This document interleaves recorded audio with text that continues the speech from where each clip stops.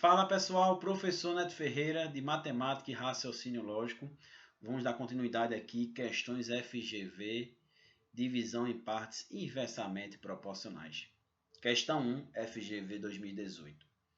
Em um terminal de autoatendimento bancário, há apenas cédulas de 10, 20 e 50 reais. As quantidades de cada um dos três tipos, de cédula na máquina são inversamente proporcionais aos seus valores. Que valores? 10, 20 e 50. Se há 272 cédulas ao todo, então a quantidade total em dinheiro armazenado na máquina, no terminal, é quanto? Então, para a gente achar a quantidade total, primeiramente a gente tem que achar o quê? A quantidade de cédula de cada tipo, né? Então, veja. Quantidade de cédulas de cada tipo, né? Quantidade de cédulas de cada tipo. Eu vou chamar uma de D, 10 reais, a outra de V, 20 reais e a outra de 50 reais, C. Beleza. Só para representar a inicial. E qual é a quantidade? A quantidade não é diretamente proporcional, é inversamente proporcional aos seus valores. Então, quando é diretamente, a gente fazendo da maneira que eu expliquei, a gente multiplica. Porque quanto mais multiplica por uma constante, mais aumenta o valor. Já inversamente é o quê? Inversamente proporcional, só botando a dica aqui, ó, inversamente proporcional, na medida que uma grandeza cresce, a outra decresce proporcionalmente. Diretamente, uma aumenta, a outra aumenta. Se diminui, diminui também, proporcionalmente. Então, direto a gente multiplicava, aqui a gente vai dividir. Então, qual vai ser a quantidade de cada uma? Vai ser, ó, x dividido por 10, x dividido por 20 e x dividido por 50. Porque ele disse que era inversamente proporcional aos seus valores. Inversamente, tu lembra de inverter. É fácil. Então, aos seus valores. Então, 10, 20 e 50. Então, um você vai dividir por 10, x dividido por 50 e x dividido por 20 e x dividido por 50. Nosso objetivo é achar esse x, né? Então, qual é a lógica? O maior valor vai ter a menor quantidade de cédula. É fácil perceber, porque veja, x dividido por 10 e x dividido por 50. Onde é que vai ter mais cédula? No x dividido por 10. Se você pegar um número e dividir por 10 e pegar esse mesmo número e dividir por 50, qual o valor maior? O x sobre 10. Por exemplo, 100. 100 dividido por 10 vai dar 10 cédulas. Se fosse 100 dividido por 50, daria 2 cédulas. Percebe? Quando é multiplicado é o contrário, né? Aumenta um, aumenta o outro. É direto, né? Se fosse 10x e 50x, o 50x ia ter mais, né? Quanto maior a quantidade de cédula, quanto maior o valor da cédula, maior seria a quantidade. Mas aqui é inversamente proporcional. Então, matamos a charada agora. Armar a conta. Como é a conta, professor? Vale ressaltar, existem diversas maneiras de fazer isso. Se você quiser, você pode até simplificar. Em vez de trabalhar com x sobre 10, você pode dividir todos por 10. Ou trabalhar com x sobre 1, mais x sobre 2, mais x sobre 55. Se quiser, pode fazer isso, que facilita demais a vida da gente, né? Beleza? Mas também, se não quiser, dá certo também. Ó. X sobre 10, x sobre 20 e x sobre 50. Pode testar os dois. Se eu somar essas três partes aí, essas três quantidades, ó, porque aqui são as quantidades que a gente está achando. Ó, quantidades, ó. X sobre 10, x sobre 20 e x sobre 50 é a quantidade. Por isso que é importante você anotar o que você está achando, para você não se perder na conta. Matemática não é só conta, é organização de ideias. Português é essencial. Então isso tudo aqui, essas três quantidades, vai ter que dar 272, que é a quantidade de cédulas. Professor, como é que faz isso? É equação com fração. Se você for olhar na internet, vai ter várias maneiras de resolver isso. E vai ter até mais ágeis do que essa. Agora, o problema de mais ágeis é que às vezes você não entende o que você está fazendo. Se inverter uma coisinha, você não sabe fazer. Então, aprenda várias, é o conselho que eu dou. Então, quando tem uma equação desse tipo, com denominadores diferentes, 10, 20 e 50, por exemplo, a gente tira o MMC. Então, se você tirar o MMC de 10, ó, 20 e 50, pode dividir simultaneamente. Eu vou logo dividir por 10, porque todos aí dão por 10, né? Não? Fica 1, 2 e 5. Oxi, pode, professor? Pode. Para tirar MMC, pode. Muita gente não explica assim, né? Só explica dividindo pelos números primos. Mas pode assim também. 2 dividido por 2 dá 1, 5. E agora só dá por 5, né? Então fica 1, 1 e 5 por 5 dá 1. Moral da história, quem é o MMC? Só é você multiplicar. 10 vezes 2 vezes 5. 10 vezes 2, 20. 20 vezes 5, 100. Então, quem é o MMC? 100 de um lado e 100 do outro. Aí faz aquela velha técnica. Divide pelo de baixo, multiplica pelo de cima. 100 dividido por 10, 10. Vezes x, 10x. 100 dividido por 20, 5. 5 vezes x, 5x. 100 dividido por 50, 2. 2 vezes x, 2x. 100 dividido por 1, 100, vezes 272, é 272 acrescentando 2 zeros. Como tem 100 de um lado e 100 do outro, pode cortar, ó. Pode cortar tranquilo. Continuando, 10 mais 5 mais 2 dá 17x. Igual a 272. 27.200. Provavelmente, 27.200 dividido por 17 vai dar uma divisão aí, ok. 272 dá para dividir por 17. Aí você testa aí, eu vou fazer aqui, ó. 272 dividido por 17. A gente fica rezando para dar, né? Eu chutaria que é 16 isso aí. Vamos lá. 1 vezes 17, 17, sobra 10. Desce 2. 102 por 17 é 6. 6 vezes 17 pode fazer. Dá 102 e sobra o resto 0. Então, x dá igual a 16. O que é que ele quer na questão, professor Neto? Ele quer a quantidade total de dinheiro. Aí você volta para o início. Quantidade total de dinheiro.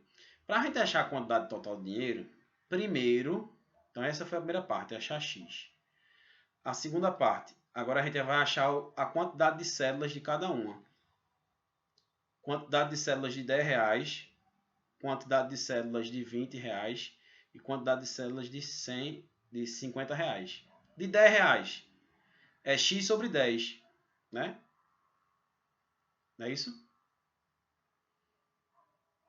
Deu alguma coisa errada aqui. Deixa eu ver.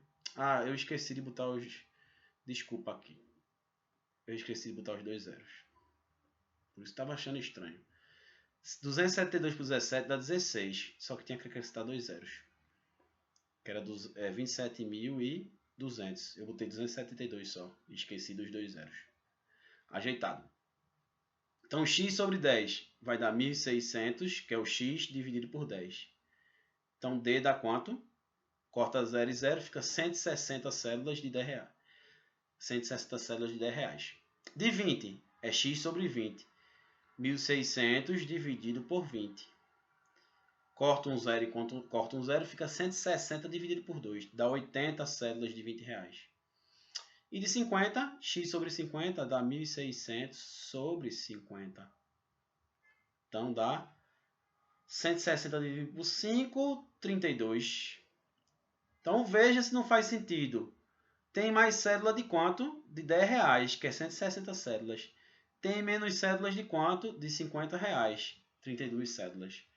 A maior cédula, que vale mais, tem a menor quantidade. E a que vale menos, de R$10, tem a maior quantidade. Aumentou uma grandeza, diminui outra. Por isso que é inversamente proporcional. Aí a terceira parte, a parte final, é saber a quantidade total de dinheiro. Qual é a quantidade total? Vou chamar de quê? 160 cédulas de R$10. 160 vezes 10. 80 cédulas de R$20. 80 vezes 20. Cada uma vale 20. 32 cédulas de 50. 32 vezes 50. Que é a quantidade? 160 vezes 10 dá 1.600. 80 vezes 20. 8 vezes 2, 16. E acrescenta 2 zeros. E 32 vezes 5 dá 160 e acrescenta um zero dos 50. Tudo 1.600. 1.600 mais 1.600 mais 1.600 Dá 1.600 vezes 3, que dá R$ 4.800. Eu botei Q aqui, mas é Q de quantia, tá? Não é quantidade não. Q, só para simbolizar aqui, ó, é quantia. Quantia em dinheiro, tá? Para a gente não confundir o que a gente tá achando. Quantia em dinheiro. Então deu quanto? R$ 4.800. Questão trabalhosa aí, né? Tem uns atalhos, tem, mas no final das contas é isso, é a mesma coisa que tá fazendo isso, só que muitas vezes você está fazendo sem entender o que você está fazendo. Mas o aluno que sempre tiver dúvida e quiser outra ideia, eu sempre dou, fique à vontade, tá? Mas essa dá certo sempre, beleza? Então a resposta aí, letra E. Vamos seguir. Então vendo que precisa interpretar o texto, né? Não é só cálculo, tem que ter interpretação. Vamos lá. Chamada medicina periodontal, estuda o impacto da periodontite em diversas doenças sistêmicas ou a doença sistêmica na periodontite. Com relação ao tema, analise as afirmativas a seguir. Há evidências da associação entre periodontite e doença aterosclerótica, confirmadas por estudos epidemiológicos? Sim, ou seja, será que existe uma plausibilidade biológica de você ter periodontite ter maior chance de ter infarto, por exemplo, ou um AVC? Sim, a medicina periodontal demonstra isso. Falta ainda bater martelo para muita coisa, mas o que se encontra em placas de ateroma em pacientes infartados, né, quando se faz lá a necrópsia do paciente, se encontra bactérias periodontopatogênicas nas placas de ateroma. Ah, a formação da placa de ateroma é uma formação é um processo inflamatório que ocorre no endotélio vascular. E ou as bactérias ou os produtos produzidos pelas bactérias periodontopatogênicas, podem ter influência na aceleração, na, na severidade da formação dessa placa de ateroma. Então, é essa relação que se faz, mas principalmente por estudos epidemiológicos. Então, ok. A proteína C reativa, que é aquela proteína ah, que, que existe no plasma sanguíneo e que aumenta muito em quantidade quando tem uma inflamação aguda, principalmente, por exemplo, no infarto do miocárdio, né? Diz aqui que é uma citocina pró-inflamatória aumentada nos casos de periodontite que está fortemente associado com aumento de risco vascular. Bom, ela está fortemente associada ao risco, com aumento de risco cardiovascular, porque você tem esse processo inflamatório nas artérias e aí você pode ter esse marcador aumentado. É isso que os cardiologistas solicitam, por isso que eles solicitam para a gente a proteína C reativa. Só que ela não é uma citocina, ela é uma proteína. Então, essa daqui está errado. E falar que ela está aumentada nos casos de periodontite, não dá para fazer essa associação. Então, essa 2 ela está errada. 3. A disfunção endotelial desempenha um papel importante na doença cardiovascular. Então, aquela disfunção do endotélio, sim, podendo sofrer influência positiva do tratamento periodontal. Então, da mesma forma que se acredita que tenha influência para piorar a situação, também existem trabalhos epidemiológicos que dizem que quando você faz, né, um tratamento periodontal, aquela disfunção endotelial, ela melhora. É o contrário. Isso é verdade? Isso é verdade. Assim como na diabetes também. 1 e 3 são as corretas. Ficou claro? Uma perguntinha bem específica de resposta imunoinflamatória.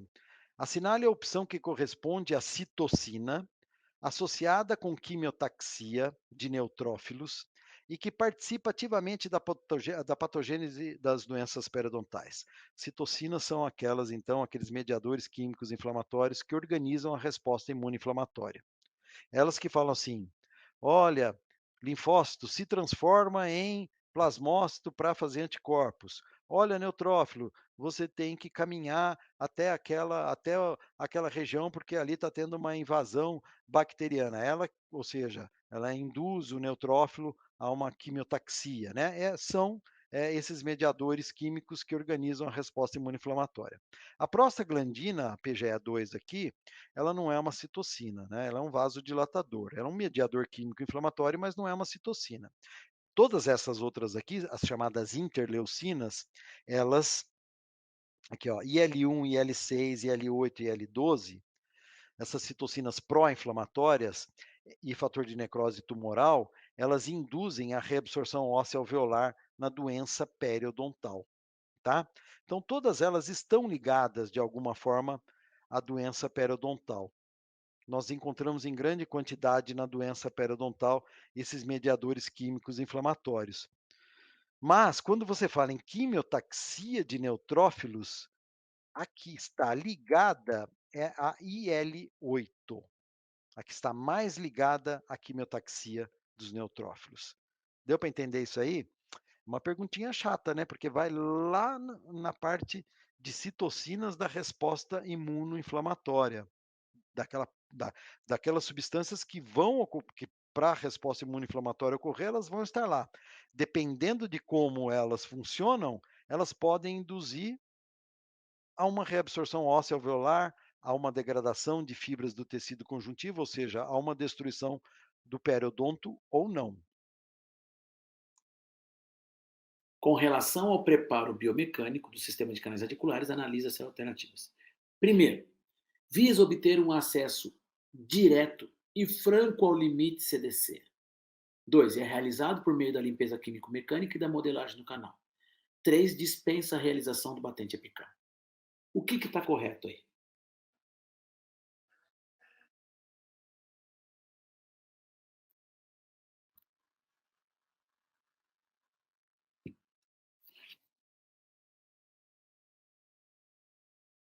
Acertou quem colocou a alternativa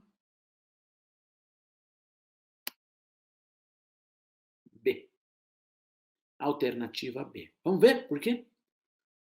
Em relação ao preparo biomecânico, tá? Ao PQC, ou preparo biomecânico, também chamado, né, de PQC, preparo químico cirúrgico, visa obter um acesso direto e franco ao limite CDC.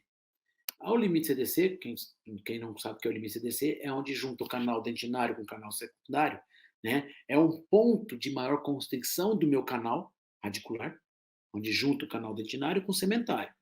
Legal? É onde acaba a polpinha e começa o ligamento. É ali, limite CDC.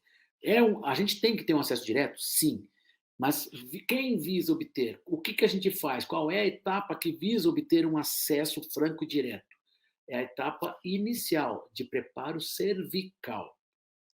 Os preparos cervicais, depois que você faz o acesso, tá? E você faz o preparo cervical, você visa ter um acesso direto ao limite CDC.